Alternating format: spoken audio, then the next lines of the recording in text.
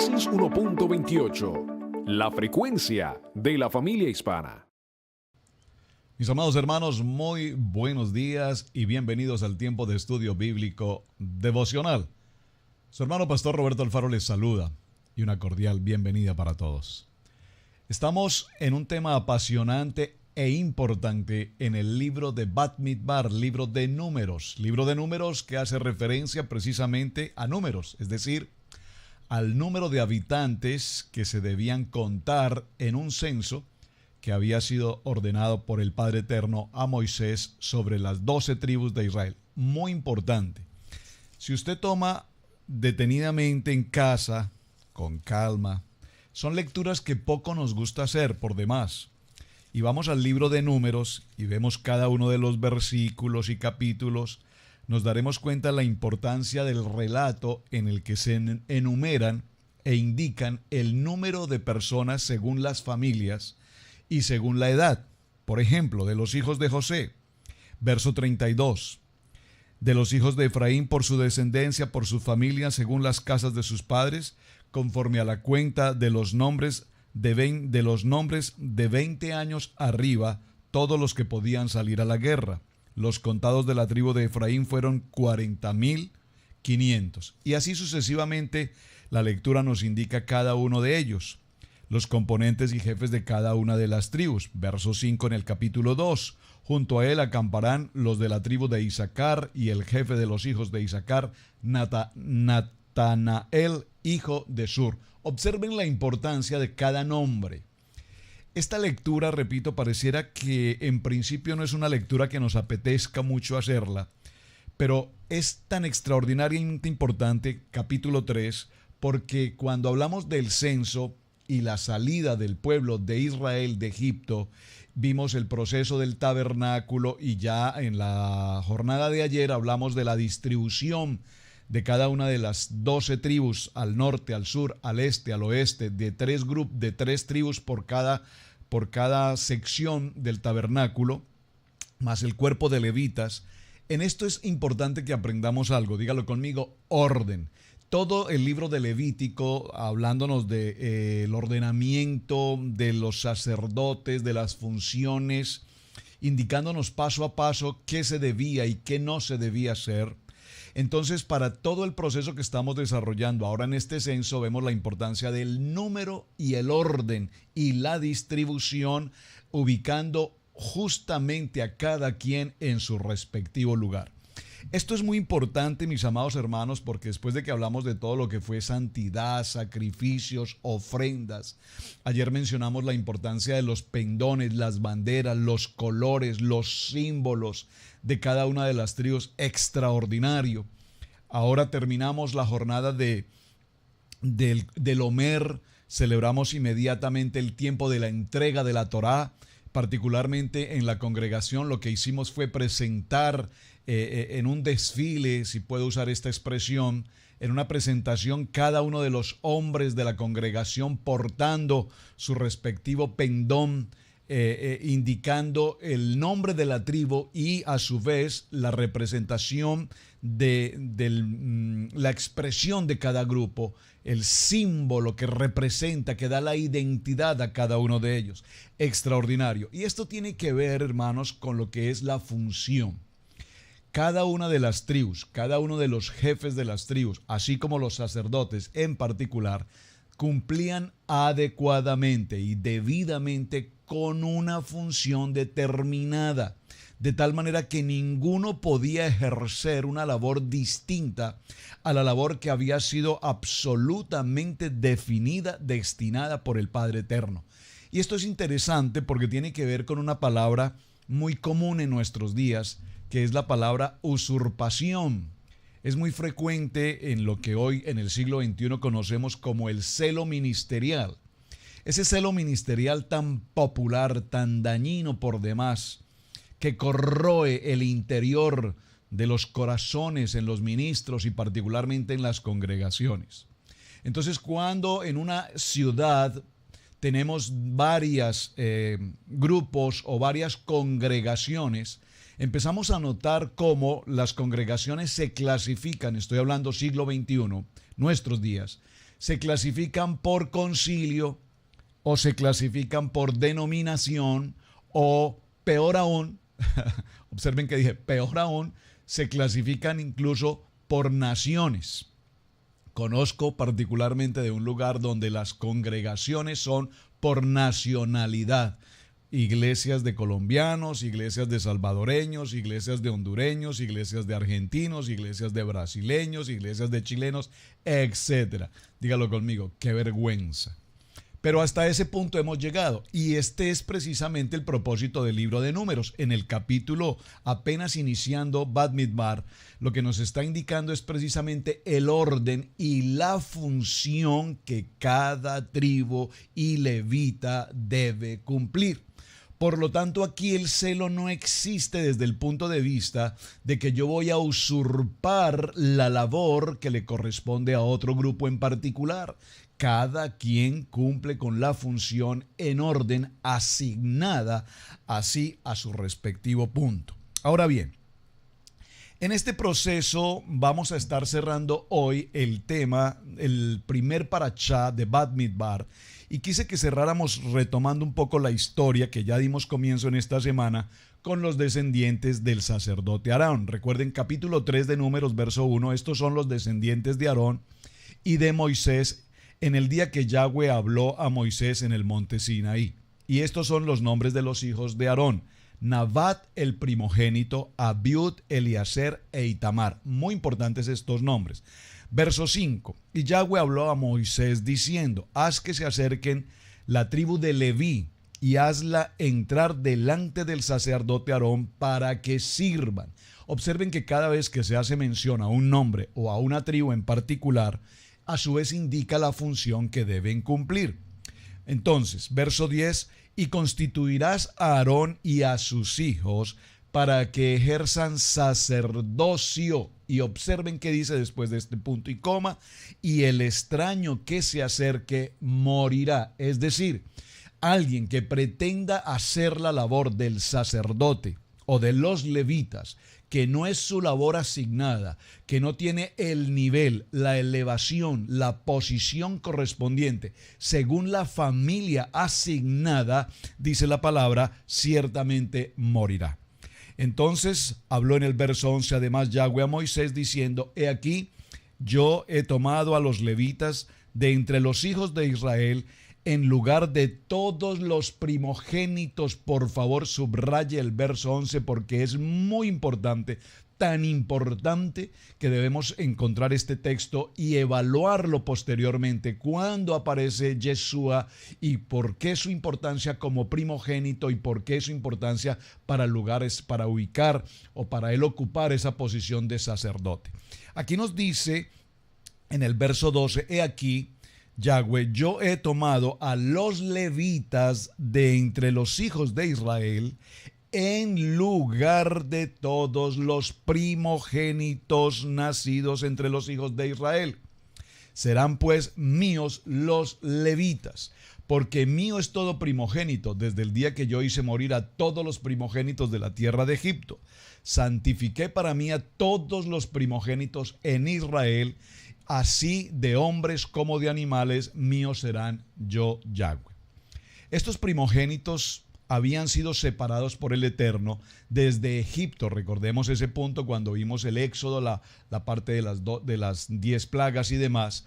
Y dice en el verso 2 de Éxodo capítulo 13, conságrame todo primogénito, cualquiera que abra matriz entre los hijos de Israel, así de los hombres como de los animales. Muy bien.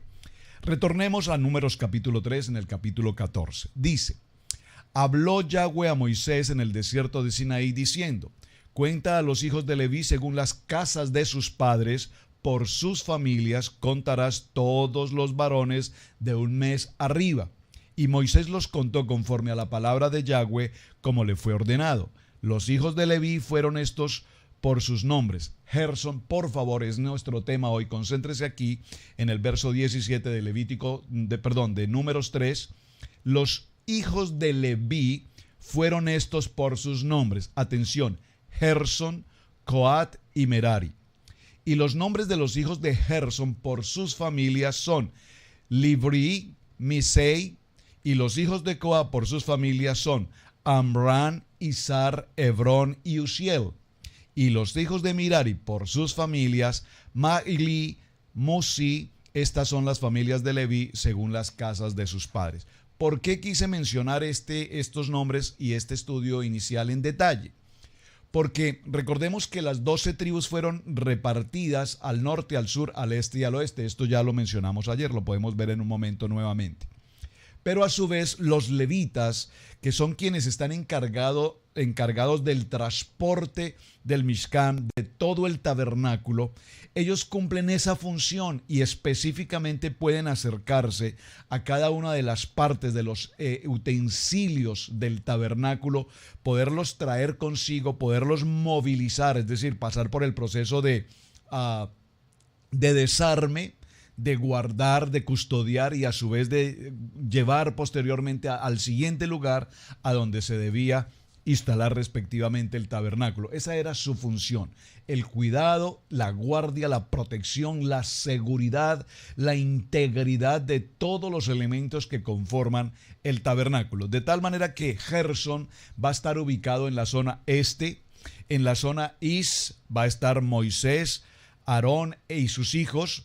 En la zona norte va a estar Merari con sus respectivos levitas y en la parte sur va a estar Coat. Esto es muy importante que lo tengamos presente por lo siguiente. Gersón está, repito, ubicado al occidente.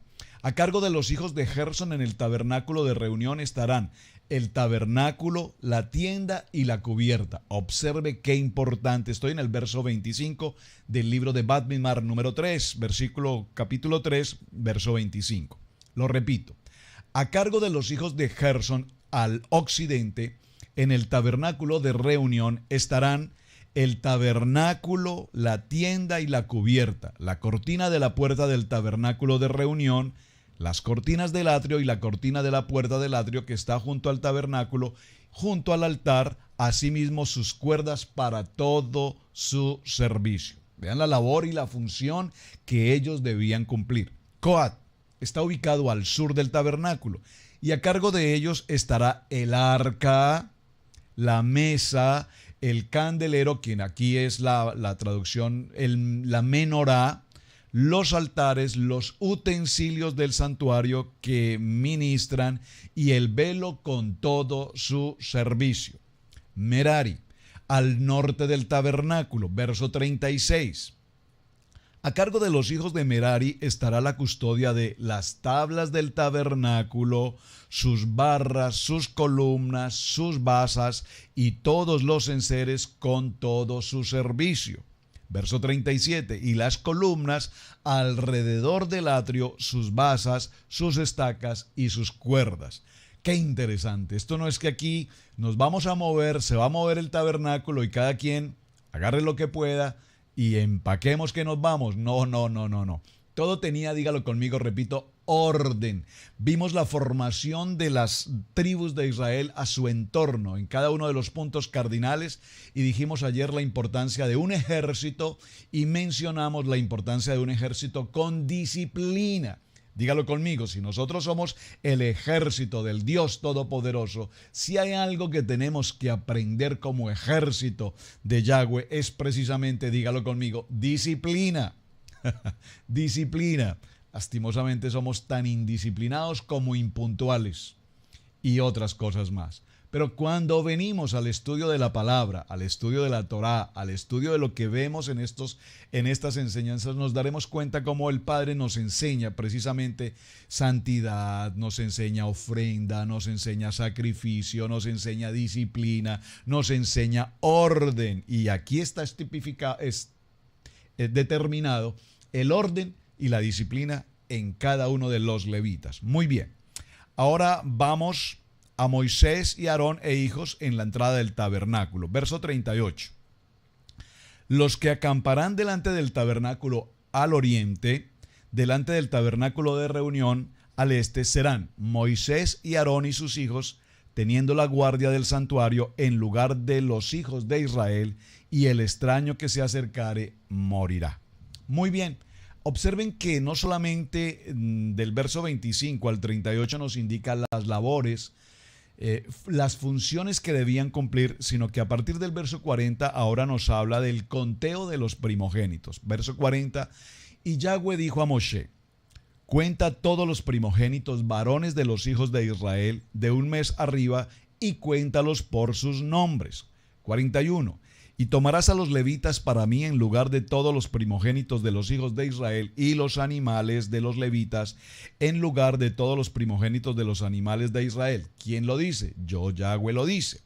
42. Contó Moisés como Yahweh le ordenó todos los primogénitos de los hijos de Israel y todos los primogénitos varones, conforme al número de sus nombres, de un mes arriba, fueron 22,263. 22,263. ¿Cuál era el objetivo entonces de este conteo? Pues el objetivo era contar precisamente a los primogénitos que en ese momento iban a ser redimidos, luego de restarlos del número de levitas y pagar por la redención que los excedía del número de levitas. Aquí hay algo importante y no nos vamos a detener en ello, pero lo he mencionado ya en 2 o 3 ocasiones. La redención. Recordemos que redención significa un cambio, si puede usar la palabra, de estatus. El pueblo de Israel estaba en una condición de esclavitud sirviendo a Faraón. Pero posteriormente al tiempo del Cordero y la sangre del Cordero rociada en los dinteles de las puertas de los pueblos de Israel, entonces viene un proceso de redención que significa salir de esta condición de servidumbre, de casa de servidumbre, y pasar a una condición de siervos ahora de Hashem, del Dios Padre Todopoderoso. Pero cuando nosotros hablamos de redención en ese proceso, debemos entender que aquí redención ante todo significa obediencia. Aquí redención significa cumplimiento. ¿Cumplimiento a qué? A todas las labores y funciones establecidas en la entrega de la Torá. Acabamos de celebrar el tiempo de Shavuot. Shavuot significa entrega de las ordenanzas, de los mandamientos. De tal manera que para nosotros considerar ser redimidos, entendemos redención cuando se produce la entrega de Yeshua en la cruz. Somos redimidos por su sangre, ¿verdad? Rociados por su sangre, pero cuando nosotros entendemos redención cuando tenemos sujeción, obediencia y cumplimiento. Es muy interesante y hablaba en estos días con alguien respecto a este punto, porque cuando empezamos a clarificar estos conceptos seguramente chocamos con algunos principios básicos que hemos aprendido a lo largo de la historia en el Evangelio. De tal manera que para ser redimidos, dígalo conmigo, necesitamos ser obedientes. Voy a poner 2 ejemplos simples respecto al tema y no puedo quedarme en este punto. Hace unos días, en una actividad que teníamos de la congregación de la iglesia, conocí a un hombre encargado de manejar sonido, luces y cosas por el estilo. Él muy respetuosamente me dijo: pastor, ¿le puedo pedir, por favor? Me gustaría que usted me enviara mensajes para leer, para estudiar. Le comenté acerca de estudio bíblico devocional. Me dijo: excelente, por favor, hágamelos llegar. Realmente yo soy católico, me dijo este hombre. Yo soy católico, pero me encanta conocer de la palabra, leer la palabra, estudiar la palabra, me gusta. No había tenido oportunidad de conocer a un pastor cercano a mi ciudad, así es que por favor envíeme sus videos porque los quiero escuchar y quiero estudiar. Entonces le dije: tú eres católico, excelente, vamos a estudiar. Entonces, ¿significa eso que tú vas cada domingo a tu misa? Me dijo: bueno, no, la verdad, pastor, hace, no sé, por lo menos 2 años o un poco más que no voy a misa. Primer ejemplo, se considera un hombre católico, pero lleva por lo menos 2 años que no va a misa. Es decir, ¿está cumpliendo con la ordenanza de reunirse? No. Por lo tanto, entonces, ¿cuál es su condición? Simplemente tiene un título que él se acredita como miembro de una religión, pero no es ni siquiera practicante del cumplimiento de esa religión. Primer ejemplo. Segundo ejemplo. Cuando nos hacemos ciudadanos en los Estados Unidos de América, presentamos un juramento. Y en ese juramento, en ese proceso, si puedo decir, de redención, es decir, de una condición de posiblemente de indocumentado o en una condición de trámite migratorio, mejor creo que queda mejor la expresión, en una condición de trámite migratorio, de una visa transitoria a una condición de residente y posteriormente a una condición de ciudadano, entonces presentamos juramento y nos sometemos en obediencia a la constitución legal de este país, obedeciendo sus ordenanzas. Es decir, entonces yo como ciudadano americano me comprometo a reconocer el 4 de julio como el Día de la Independencia de los Estados Unidos de América. Por supuesto, yo sé que como ciudadano colombiano, el Día de la Independencia de mi patria original, Colombia, es el 20 de julio de 1810, el grito de independencia. Pero al adquirir la nacionalidad americana, debo reconocer al 4 de julio como el Día de la Independencia de este país. Si no me someto a los fundamentos de la Constitución de este país, no puedo cumplir con mi condición de ciudadano. En este ejemplo simple estoy transfiriendo el proceso de la palabra. Cuando en Shavuot recibimos los mandamientos y las ordenanzas, salimos de una condición de esclavitud, de escasa de servidumbre. Venimos a servir al Dios Todopoderoso, a nuestro Dios Todopoderoso, y cumplimos con los mandamientos, hemos sido redimidos. En este pacto, lo que llamamos un pacto soberano, con el soberano, en este pacto con nuestro soberano, Hashem, el Padre Dios Todopoderoso, nosotros como sus siervos solamente estamos en una condición y es obedecer. ¿Obedecer qué? Todas las ordenanzas y todos los mandamientos que Él establece. ¿Dónde los establece? Aquí, en la Torá, es decir, en los libros que hemos estado desarrollando, Génesis, Éxodo, Levítico, Números, hasta Deuteronomio, 613 ordenanzas que están establecidas, incluyendo, vamos a ver, los 10 mandamientos, y cuando los obedecemos, entonces entendemos qué es la palabra redención. La palabra redención significa que yo soy un cumplidor de esos mandamientos. Hecha esa claridad, creo que es suficientemente claro. Vemos entonces, repito, cómo cada uno de estos textos que estamos tomando en el libro de Números indica un manual de funciones. Un manual de funciones para los levitas, un manual de funciones para las 12 tribus, un manual de funciones incluso de quién podía tener acceso al transporte del tabernáculo en cada uno de sus utensilios, y nadie podía acercarse a ellos distinto a la persona o al grupo determinado para hacerlo. En el capítulo 4, porque ya vamos a tener que avanzar en el tema, vemos que Yahweh habla a Moisés y a Aarón diciendo: toma la cuenta de los hijos de Coat de entre los hijos de Leví por sus familias según las casas de sus padres, de edad de 30 años arriba hasta 50 años, todos los que entran en la compañía para servir en el tabernáculo de reunión. Recuerden que aquí hay algo muy importante. El sacerdocio comienza, de acuerdo con la porción que hemos leído de la Torá, a los 30 años. Pero más adelante vamos a ver, cuando entremos al libro de Números, en el capítulo 8 y en el verso 23, que allí nos indica que la edad ordenada son 25 años. Pareciera ser que hay algún tipo de contradicción aquí. No, simplemente que la manera como los levitas se preparaban durante 5 años, es decir, presentaban su labor o se acreditaban a los 25, pero ejercían su labor propiamente a los 30. Esta es básicamente la explicación que podemos encontrar allí.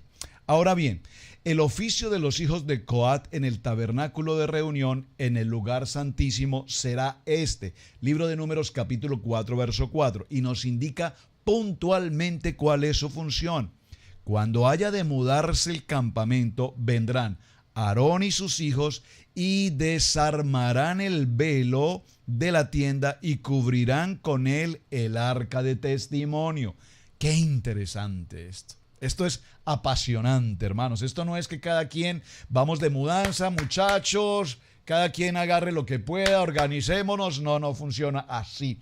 Y nos indica incluso con qué velo, en qué momento y de qué manera se debe proteger, guardar cada uno de los utensilios. Y pondrán sobre ella la cubierta de pieles de tejones y extenderán encima un paño de todo azul y le pondrán sus varas. Sobre la mesa de la propiciación se extenderán un paño azul y pondrán sobre ella las escudillas, las cucharas, las copas y los tezones para libar, y el pan continuo estará sobre ella. Qué apasionante. Les quiero invitar, por favor, vayan a Números capítulo 4, verso 4, léanlo todo en orden, capítulo 4, verso 4, para que avancemos un poco en este parachá inicial que es Bat Midbar, porque ya a partir de mañana estoy tratando de ganar tiempo con los parachá y ponerme al día. Mañana entraremos a nuestro parachá Naso. Prepárese entonces, por favor, a partir de Números capítulo 4, verso 21, hasta el libro de Números capítulo 7, verso 89, hablaremos entonces del parachá Naso. Naso, que significa levanta. Vamos a dejar nuestro primer parachá Bat Midbar hasta este punto. Y quiero cerrar la jornada del día de hoy con una pregunta o una respuesta a una pregunta que ustedes me han enviado. ¿Por qué razón la entrega de la Torá fue precisamente en el desierto? Una pregunta importantísima, extraordinaria, y muchos de ustedes tenían la inquietud. Ahora, las palabras en el desierto del Sinaí indican adrede que eligió Dios Todopoderoso el desierto para entregarnos su Torá. Y hay varias razones por las cuales se sucedió esto. Si la Torá hubiese sido entregada directamente en Israel, entonces sus habitantes reclamarían la unidad o reclamarían que únicamente para ellos mejor es o fue preparada la Torá. Recordemos que fue entregada la Torá fue entregada en el desierto. En el desierto no teníamos lo que conocemos hoy, organizaciones, empresas, edificios, ciudades, organizaciones desde todo punto de vista político, económico, jurídico, legal. Es decir, que en el desierto todos tenían acceso al tabernáculo bajo un proceso, pero todos tenían acceso principalmente a lo que conocemos, repito, como la Torá, al estudio de la palabra. La palabra se viene transfiriendo oralmente a lo largo de los años, de los padres a los hijos y así sucesivamente. Pero realmente quiero resaltar la implicación que esto tiene. ¿Qué beneficio? El beneficio era que todos podían buscar de la Torá, pero en principio apoyarse en los eruditos, en los maestros, en los jajamín particularmente, que conocían más de cerca el principio, el fundamento de la Torá. Por lo tanto, todos se reunían y al reunirse todos compartían la enseñanza y todos se formaban y se establecían en el fundamento de esa palabra. Muy importante, porque recuerden que desierto también nos significa tener una condición de humildad. Uno de los más gravosos daños que la humanidad puede tener, el hombre en su naturaleza carnal, en su naturaleza pecaminosa, sin lugar a dudas, es el orgullo.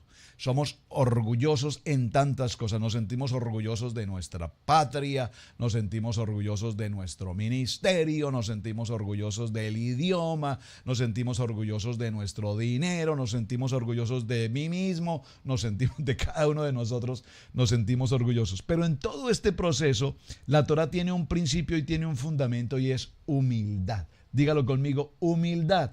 Y cuando hablamos de humildad, ¿qué nos dice el libro de los Efesios en el capítulo 4, verso 2?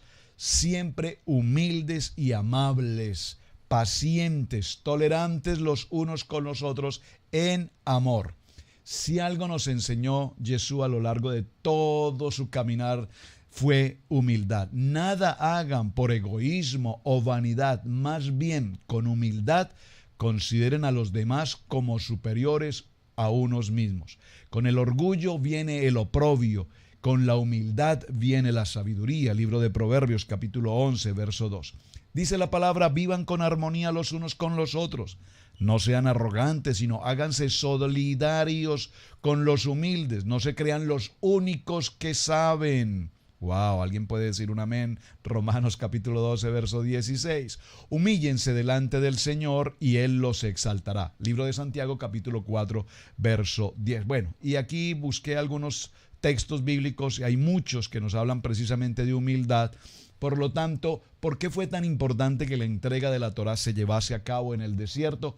Porque precisamente en el desierto solamente dependemos de nuestro Dios Padre Todopoderoso, en obediencia, en redención, en sujeción a Él. Y allí aprendemos que siendo humildes de corazón, en el temor, en la corrección, en la sabiduría, es donde encontramos honra.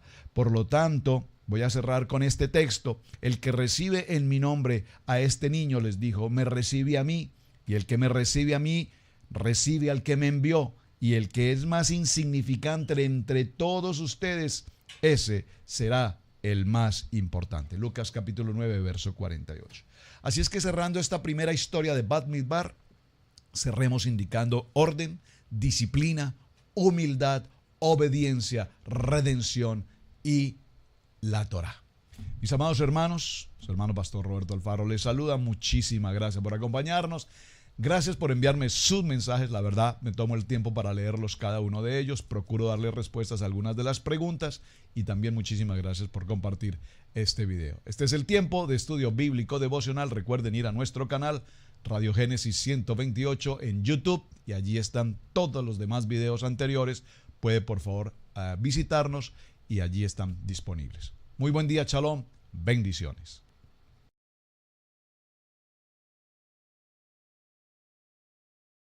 Hola amigos, esperamos que el devocional del día de hoy haya sido de gran bendición para tu vida. Estos devocionales del Pastor Roberto son para que tú puedas crecer todos los días, para que puedas armarte de la palabra de Dios donde quiera que vayas y por supuesto el lema importante, amar la palabra, vivir la palabra y aprender la palabra donde quiera que vayas porque es algo que Dios ha puesto en el corazón de cada uno de nosotros. Te invitamos a que vayas a nuestra página web de radiogenesis128.org. Allí encontrarás una otra gran cantidad de recursos para que puedas crecer espiritualmente y puedas ser bendecido. Tenemos una gran cantidad de palabra que Dios nos ha entregado a cada uno de nosotros aquí en este ministerio y no solo a la familia Alfaro, de la que a lo mejor ves muy a menudo por medio del Facebook o por medio del internet o por medio de la televisión, sino que una gran cantidad de pastores que forman parte de este grupo y que también quieren llevarte una palabra de bendición. Así que te invitamos a que vayas a nuestra página web, que entres a nuestro canal de YouTube en Radio Génesis 128 y que veas otra gran cantidad de recursos que Dios nos ha dado a cada uno de nosotros para poder compartir con el mismo pueblo. Así que bendiciones para todos ustedes. Mi nombre es Camilo Alfaro y es un gran gusto poder formar parte de la familia de Dios. Déjeme recordarle que es un gran privilegio servir al Dios de Israel. Bendiciones.